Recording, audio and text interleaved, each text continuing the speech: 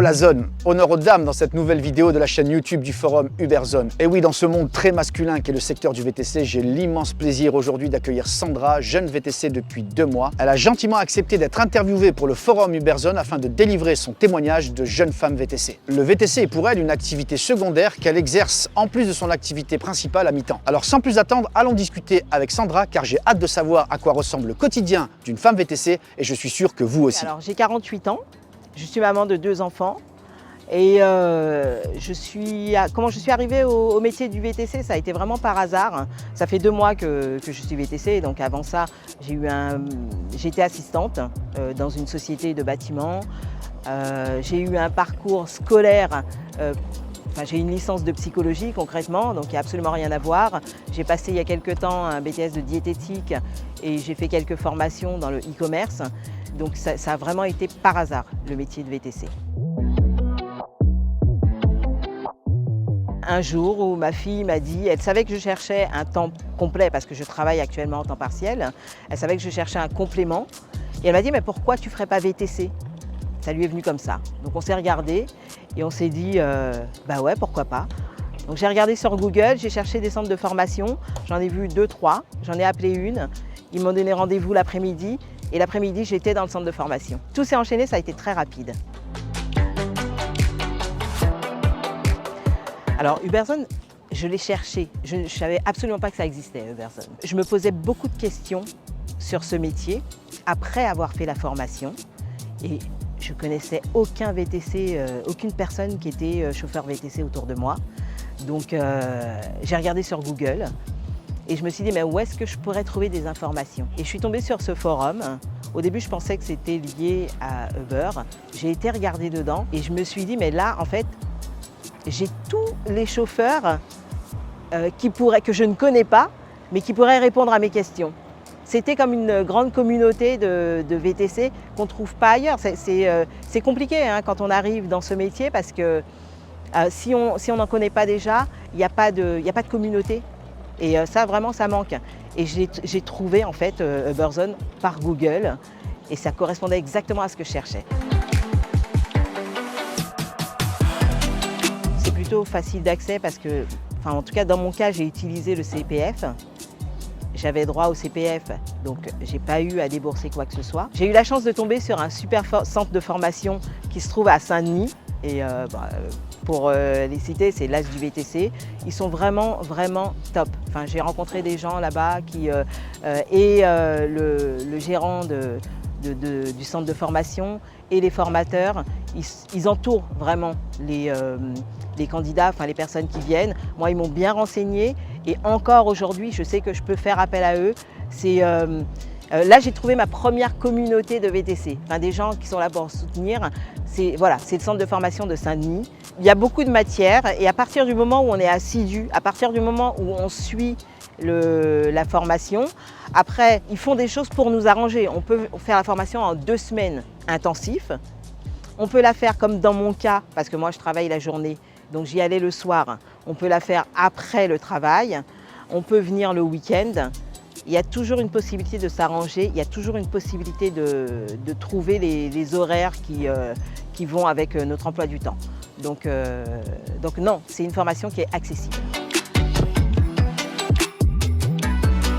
Moi, ça me plaît de conduire et à ce moment-là, en tout cas, je ne me suis pas posé la question de me dire parce que je suis une femme, parce que je ne suis pas une femme. Je me suis rendu compte que c'était un milieu d'hommes à partir du moment où j'ai intégré le centre de formation. À partir du moment où j'ai décidé d'être VTC, j'ai foncé tout droit, j'ai fait ce qu'il y avait à faire et aujourd'hui je suis VTC. Absolument personne ne m'a dissuadée parce que j'étais assez décidée, parce que ça me correspondait très bien. En tout cas, pour moi, c'est vraiment ce que je voulais faire. Oui, c'est simplement mon ami qui a souri un petit peu, mais il n'a pas été surpris parce que ça fait longtemps que je lui dis que je conduis mieux que lui, il le sait.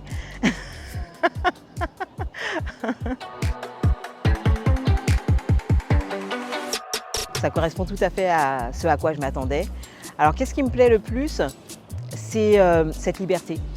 Réellement, c'est de pouvoir choisir mes horaires. D'y aller. Alors, c'est marrant parce que voilà, À partir du moment où je suis prête, j'y vais. L'heure, je me suis préparée, je prends la voiture et j'y vais. J'ai du mal à m'arrêter. Et d'ailleurs, on me fait le reproche, là, calme-toi, il faut rentrer. Mais ce que je n'avais jamais connu quand je travaillais, quand j'allais au bureau, parce que concrètement, j'allais au bureau, c'était assez... il y a des matins où j'avais pas envie, c'était difficile. Je regardais la montre, j'avais envie de rentrer. Il y a même des moments où je me disais, mais j'ai l'impression d'être enfermée dans un bureau alors que la vie avance ailleurs, il se passe plein de choses ailleurs. Alors que là, il n'y a aucun moment où je me dis, j'ai pas envie d'y aller. Alors je ne sais pas si je dirais que ça m'agace, ça fait que 2 mois que j'ai commencé, mais j'ai l'impression qu'il n'y a pas assez de solidarité avec les VTC. J'aurais envie en fait de voir une communauté de VTC, un endroit où on peut se retrouver, alors, notamment les femmes VTC, parce que c'est encore plus rare. Et moi, j'aurais aimé pouvoir rencontrer d'autres femmes VTC, échanger avec elles, ou même tout simplement des VTC. J'ai rencontré des gens pendant le centre de formation. J'ai pu rencontrer quelques VTC aussi en exercice quand j'ai passé mon stage de récupération de permis. Parce qu'il a fallu que je récupère quand même quelques points. Cette possibilité d'avoir des conseils directement, c'est exactement ce que j'ai retrouvé sur Uberzone, ce qui manque. C'est tout le côté qui manque quand on rencontre des VTC, enfin quand on a la possibilité d'en rencontrer, parce qu'on ne sait pas en fait où les rencontrer. Mis à part sur ce site, moi il y a plein de choses que j'ai appris. Et je crois en fait que tout ce que j'ai pu apprendre d'une communauté, c'est via Uberzone. Moi, souvent, c'était des questions que je me posais qui étaient très ciblées. Et le site est plutôt bien fait parce qu'il y a une barre de recherche. Et quand je tape ma question et un mot-clé, simplement, un mot-clé que je cible, je trouve les réponses qui vont avec. Et je peux même, ça m'est arrivé de poser des questions, j'ai toujours une personne qui me répond. J'ai toujours un professionnel qui va me répondre. Dans un premier temps, je me suis renseignée auprès de mon centre de formation. J'ai posé la question aux responsables du centre de formation et aux formateurs.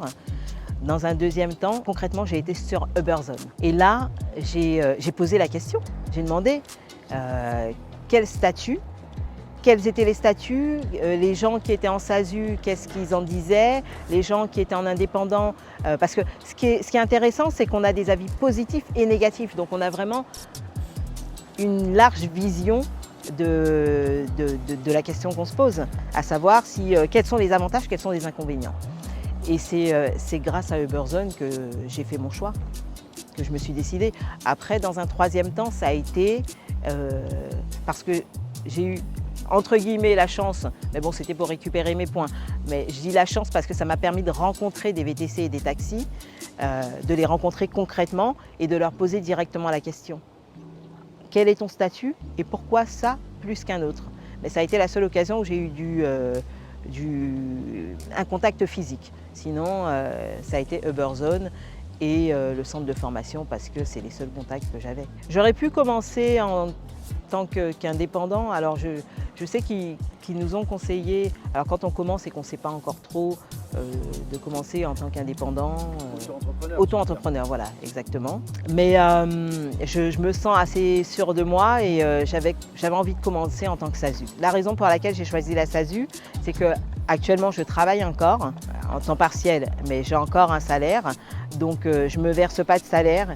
Et pour ça, la SASU, c'était la meilleure solution. J'ai un expert comptable que j'ai choisi sous les conseils de mon centre de formation. Évidemment, alors, toujours la référence à Uberzone. J'ai été regarder sur Uberzone s'il y avait possibilité de se passer d'un expert comptable, quels étaient les avis négatifs, positifs. J'en ai conclu après toutes les lectures que je ne me sentais pas de partir comme ça, étant donné que je ne connaissais pas encore réellement la profession, que c'était quand même mieux de partir avec un expert comptable. Les avis, les expériences en fait qu'ont eu les autres VTC sur les comptables, sur le choix d'un expert comptable. Et j'ai choisi mon expert comptable parce qu'il était en relation avec mon centre de formation et qu'il était conseillé. Alors évidemment, je me suis inscrite sur Uber parce que c'est la plus connue et que les gens, quand ils parlent de VTC, ils disent bah, t'es Uber. Voilà. Donc je me suis inscrite là-dessus. Je me suis également inscrite sur Bolt parce qu'on en voit partout et c'est de plus en plus émergent. J'ai découvert Allocab. Alors en fait, toutes ces applications, je les ai découvertes ou en passant par Google ou parce que j'en ai entendu parler, enfin que j'ai lu en fait sur Uberzone qu'il y avait telle ou telle application qui existait. Et il y en a qui sont plus conseillées que d'autres, donc je me suis inscrite sur celle-là. Pour l'instant, je suis avec Bolt, Allocab, que je ne connaissais pas du tout et que j'ai lu sur Uberzone. Et Hitch. Alors, c'est marrant parce qu'on m'a déconseillé Hitch, mais bon, je me suis inscrite pour voir. Et évidemment Uber. Et j'utilise concrètement les trois, très peu Uber. J'ai pas une image très positive d'Uber, mais bon, je dis pas que ça viendra. Hein. Les trois me conviennent très bien parce qu'Allocab, c'est des réservations, donc ça me permet de voir à long terme. Le côté intéressant d'Allocab, c'est qu'il fonctionne beaucoup par réservation et ça me permet de prévoir, notamment parce que bon, j'ai une grande famille dans toute la région parisienne. Et j'avoue, Allocab, ça peut être intéressant parce que de temps en temps, ils vont à Mantes-la-Jolie dans le 78. Et là, je me dis, je vais aller là-bas. Si jamais je ne trouve pas un retour, je peux passer voir la famille en attendant. Donc voilà, pour le côté réservation, Allocab, c'est intéressant.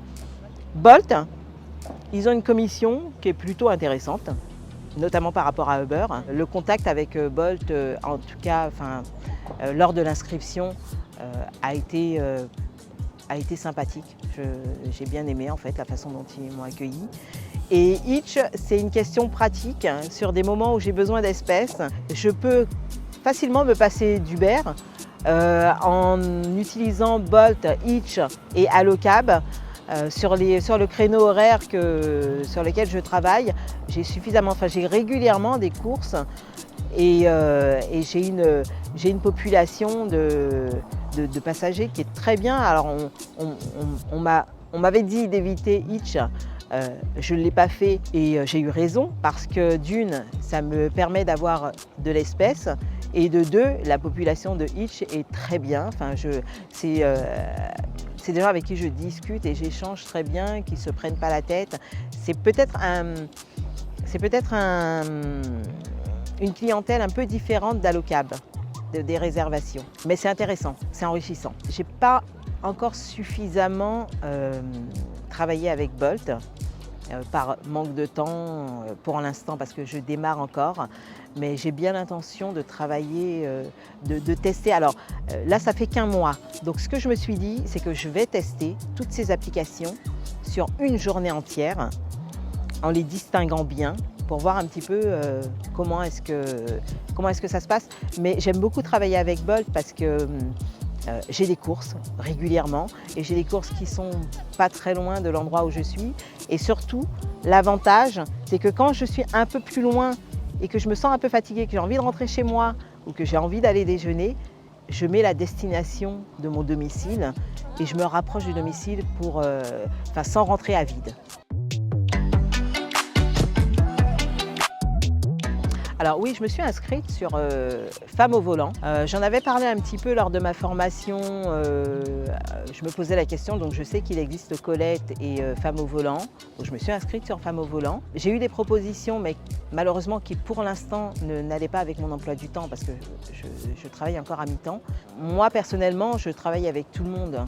Je ne m'arrête pas à un secteur d'activité exclusivement féminin. Je préfère m'ouvrir quand même à toute la population. Mais j'ai rien contre ces applications et au contraire, s'il y a de l'offre, c'est qu'il y a de la demande. Alors pour l'instant, c'est encore un petit peu compliqué. Je me suis pas encore arrêtée à des habitudes. Donc ce que je fais, c'est que moi je termine assez tôt dans l'après-midi, donc j'enchaîne. Je prépare déjà ma course quand je vais finir pour enchaîner sur des courses. Et après, je travaille le week-end. Donc c'est vrai que le week-end, ça me prend beaucoup de temps. Je consacre mon week-end en fait à ça. Sinon, quand j'ai commencé à travailler la nuit. Parce que la nuit, ça se passe très bien, ça circule mieux. donc c'est intéressant. Mais je pense que je travaillerai plutôt en journée parce que le problème de la nuit, c'est au niveau de la santé. C'est pas au niveau des risques, parce que moi j'ai aucun souci à travailler la nuit et j'ai rencontré aucun problème. Mais il y a quelques années, j'ai travaillé pendant 10 années de nuit et je sais qu'à long terme, c'est pas bon pour le corps, c'est fatigant et c'est un autre rythme de vie qui est compliqué. Donc là, je pense plutôt partir sur la journée, le matin, quitte à travailler toute la journée. Alors exceptionnellement, je pourrais continuer à faire des nuits, pourquoi pas, c'est pas gênant. Mais je ne travaillerai pas exclusivement comme ça. Alors actuellement, dans mon activité, je travaille de 8h à 15h. Donc j'enchaîne avec le VTC à partir de 15h30, 16h. Et j'aimerais pouvoir travailler, pourquoi pas jusqu'à 22h. Donc faire du 16h, 22h. Me laisser quand même peut-être 1 ou 2 journées de repos. Pas faire que ça. Mais sur le long terme, je ne ferai que VTC. Actuellement, on va dire, si je travaille 4 jours par semaine, je commence vraiment tranquille, hein, parce que moi j'ai surtout besoin de voir comment ça se passe, connaître ce milieu-là, et puis de m'habituer, de me poser, de prendre des habitudes et de me donner un rythme de vie et de travail. D'abord parce qu'il me plaît, parce que je le trouve joli, concrètement. J'étais déjà chez Toyota, j'avais un véhicule en leasing, une petite Aygo en leasing chez Toyota. Donc ça a été plus facile pour moi. Mon leasing arrivait à terme au moment où je me suis lancée dans la formation. Donc je savais que concrètement, le prochain véhicule que je prendrais, ce sera un véhicule pour travailler. Le CHR, je l'ai choisi d'une parce qu'on me l'a conseillé. Et j'ai été regarder ce qu'il disait aussi sur Uberzone, les véhicules qui étaient utilisés et qu'est-ce qu'ils pensaient du CHR. Parce qu'il y a des gens qui avaient déjà le CHR. C'est là que j'ai appris sur Uberzone qu'il y a des plateformes qui ne prenaient en nouveaux conducteurs que des véhicules hybrides. Là, il n'y avait pas photo, hein. Je savais que j'allais prendre une hybride. Mais c'est avec Uberzone que je l'ai appris, ça. Et ensuite, parce que j'ai pu avoir des facilités, étant donné que j'étais déjà chez Toyota. C'est un achat. Je laissais mon leasing pour reprendre une voiture moi-même. Et aussi, alors là, c'est concrètement Uberzone parce que j'ai lu quand même pas mal de choses sur la location et ça m'a permis de me dire que c'était une très mauvaise idée. Donc je ne conseille pas, enfin, il suffit d'aller voir les avis des habitués, hein, des gens qui exercent depuis des années. Eux le disent concrètement sur Uberzone, ce n'est pas une bonne idée de prendre de la location. Sur une hybride, il faut réapprendre à conduire. Il faut adapter en fait sa conduite, on s'en rend très vite compte. Enfin, pour faire des économies au niveau de l'essence et pour gagner en souplesse aussi de conduite. Ensuite, parce que sur les grands axes, là, je peux repasser en thermique et c'est quand même plus rassurant qu'une électrique parce que je peux me dire, je vais faire des bornes sans problème. J'ai toujours le côté thermique qui me rassure par rapport à une électrique. Donc pour moi, c'est un bon compromis, l'hybride. Alors au niveau de l'habitacle, moi pour l'instant, j'ai pas eu de souci au niveau du coffre. Je trouve quand même qu'il est il est pas très très grand. Alors moi personnellement, pour l'instant en tout cas, j'évite les aéroports. Alors il y en a qui vont dire ah mais les aéroports c'est ce qui paye. Pas forcément. Oui, pas forcément, c'est vrai. S'il y a un retour à vide en plus, voilà, c'est ça. Ça paye plus, hein. Donc j'ai fait un crédit classique. Je pense que c'est un bon compromis parce que je me donne une année concrètement pour travailler uniquement sur appli et pour voir comment ça se passe. Et après, quand ça ira mieux, quand j'aurai pris un peu le pli, je commencerai à travailler sur ma société, à me concentrer plus sur ma société à moi. Mais je me laisse une bonne année. Et 5 ans, ça me permet en fait de commencer sans trop alourdir mon budget. Je n'ai pas forcément le budget pour m'acheter une Mercedes. D'ailleurs, je ne conseille pas de commencer par une voiture très haut de gamme quand on ne connaît pas le métier. Oui, tout à fait. Je souhaite devenir VTC à temps plein. Là, je me laisse le temps déjà de découvrir la profession. Donc d'y aller doucement C'est aussi pour ça que j'ai pas forcément pris une voiture de luxe, que je commence par les applis. Donc moi, je me laisse le temps d'y arriver tranquillement, étape par étape. De toute façon, je pense qu'il faut être patient quand on arrive dans ce métier-là, parce que rien que le fait de tout le processus, passer la formation, avoir la carte, se mettre à son compte, il y a énormément d'étapes, il y a beaucoup de choses. Il faut être patient parce qu'il y a telle étape à franchir, donc il faut le savoir. Le fait que je sois une femme, je pense que ça m'a aidé à avoir plus vite la carte, parce qu'il y a très peu de femmes dans le secteur et ils savent qu'il y a une demande. Donc j'ai des collègues avec qui je suis encore en contact, avec qui j'ai passé la formation, alors notamment dans le 93, parce que c'est encore plus long dans le 93, mais ça fait plus de 6 mois et ils n'ont pas encore reçu leur carte. Moi, j'ai appelé la préfecture, je suis tombée sur une femme qui a d'abord été un peu surprise que j'appelle pour le VTC, mais ensuite qui m'a dit vous inquiétez pas, on va reprendre votre dossier, on va voir Madame Intel. Et je pense que ça m'a aidée parce que c'était pas commun. Donc il faut que les femmes se lancent. Il y a des... alors je ne veux pas décourager les autres, hein, mais il y a de la place pour les femmes. Oui, je pense concrètement, parce que déjà, c'est mon véhicule. C'est un crédit que j'ai dessus, c'est pas une location. Mais en plus, en adaptant ma conduite, en choisissant les bonnes applis, entre les réservations, entre les courses, voilà, c'est ça, et les courses instantanées, mais j'apprends encore justement à voir qu'est-ce qui me rapporte le plus, comment est-ce que je peux m'organiser pour rentabiliser mes courses. C'est à ça que me permet en fait mon entrée dans l'activité. Alors moi, je ne fais que de la clientèle application pour l'instant.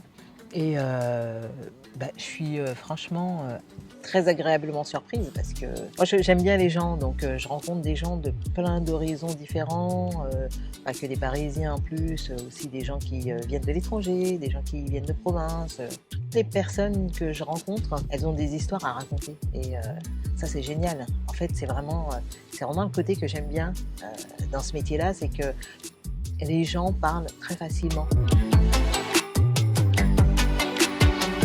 Non, pas du tout. Jamais j'ai eu une réflexion désagréable à ce niveau-là. Les gens sont surpris, ils peuvent me poser la question, alors surtout en rentrant « Ah, vous êtes une femme ?» Mais c'est toujours de façon positive. Et il y a des gens qui m'ont posé la question, hommes ou femmes, « Mais comment ça se passe ? C'est pas trop dangereux ?» Et non, enfin, on en discute, mais c'est jamais de façon négative. Personnellement, je ne vois pas trop la différence. Je pense que c'est avantageux, selon la personne, selon le client. Il y a peut-être des clients des clientes notamment, qui se sentent un peu plus rassurées. J'ai eu la réflexion de 3 personnes qui me l'ont déjà dit, c'est plus rassurant d'avoir une femme. Après, pour moi personnellement, je ne vois pas trop la différence. C'est au niveau du client en fait. Je pense qu'il faut voir avec les clients, est-ce qu'ils préfèrent avoir un homme ou une femme. Mais personnellement, pour moi, non, ça ne change pas grand-chose. C'est marrant pour moi, conduire une voiture, c'est pas un métier d'homme. Moi, j'ai toujours connu, je suis entourée de femmes qui conduisent. Ma mère a toujours conduit, ma belle-mère, c'est elle qui conduisait. Moi, dans mon couple, le père de mes enfants ne conduisait pas, il a eu son permis très très tard. C'est toujours moi qui ai conduit et on faisait de la route, on allait dans des endroits, on conduisait de nuit. Je conduisais, mais ça n'a jamais été, je me suis jamais posé la question, je suis entourée de femmes qui conduisent. Et pourtant, je suis entourée d'hommes aussi, j'ai 4 frères, 4 grands frères, et plein de cousins. Mais la voiture, je ne l'ai jamais associée à l'homme. Au contraire, limite, est-ce que je ne l'ai pas plutôt même associée à la femme ? J'en sais rien, inconsciemment. Mais ce n'est pas une question que je me serais posée. VTC, femme, est-ce que c'est particulièrement différent ? professionnellement. Une voiture aujourd'hui se conduit aussi bien par un homme que par une femme, encore plus aujourd'hui parce qu'on a des voitures qui font quasiment tout. Donc il n'y a aucune raison pour laquelle ça pourrait être spécifiquement un métier d'homme. J'ai pas eu l'occasion d'en parler avec d'autres femmes. J'ai eu l'occasion d'en parler avec des personnes de mon entourage que je vois bien dans ce métier-là. Il s'avère que c'était des hommes, mais ça aurait pu être des femmes, pour leur montrer en fait les avantages de ce métier-là au niveau des horaires, au niveau de l'indépendance. J'en parlerai pas spécialement plus à des femmes qu'à des hommes, j'en parlerai à des personnes qui ont un caractère pour. Ça va vraiment dépendre de la personnalité des gens. Bien, merci Sandra, merci beaucoup d'avoir participé à cette interview, de t'être confiée à nous, même avec ta petite expérience. Je te souhaite vraiment une bonne continuation dans le métier du VTC et je pense sincèrement que ton témoignage pourra servir à d'autres femmes qui souhaitent devenir VTC et les mettre en confiance. Merci beaucoup Hakim, merci à toi, j'espère vraiment que ça servira et j'ai passé un très bon moment. Merci beaucoup, à bientôt Sandra. À bientôt. Voilà, cette interview est terminée, j'espère qu'elle vous aura plu. Le but de cette vidéo, c'était justement de mettre une touche féminine dans ce secteur exercé principalement par des hommes. La diversité dans un secteur professionnel est toujours une valeur ajoutée. J'espère que le témoignage de Sandra lèvera les appréhensions et les craintes de certaines à rejoindre ce secteur, ainsi que les idées reçues sur le fait d'être une femme VTC. Si cette vidéo vous a plu, je vous invite à la liker et à vous abonner pour ne rien rater des prochaines productions. Si vous avez des questions à poser à Sandra ou à moi-même, faites-le dans les commentaires, on y répondra avec grand plaisir. Que vous soyez bien ancré dans le métier de VTC, ou au contraire si vous souhaitez devenir VTC, n'hésitez pas à rejoindre la communauté de VTC très active depuis 2014 sur uberzone.fr. En attendant, prenez soin de vous et soyez prudents sur les routes. À bientôt la zone.